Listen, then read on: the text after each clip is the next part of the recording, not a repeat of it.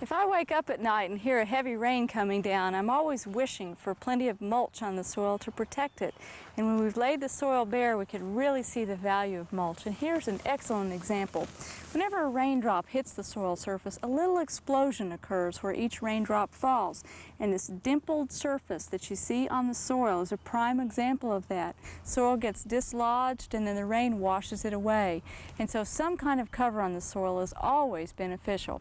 We want to give you a few tips on different mulches in the garden and how they function for us.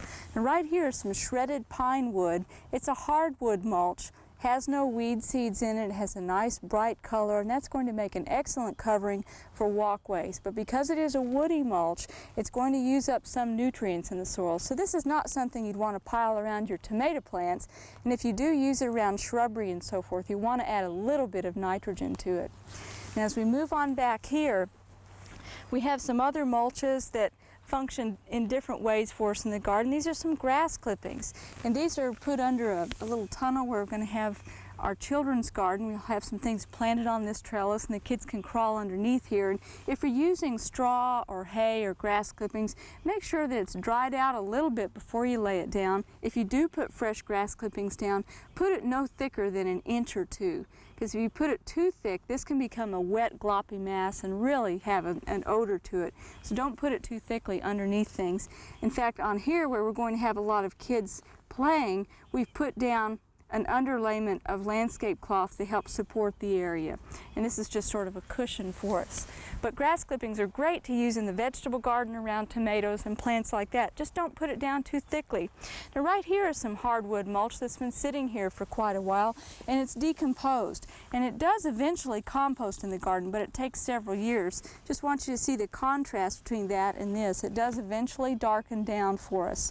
Then back here we have cottonseed hulls. And cottonseed hulls are a byproduct of the cotton industry, and you will occasionally have a cotton plant coming up in there, but that's really no problem. They pull up very easily. In fact, you could leave a few and show your kids how cotton grows, but they're great because you can just rototill them in at the end of the year. So they're also good around flower beds and in the vegetable garden.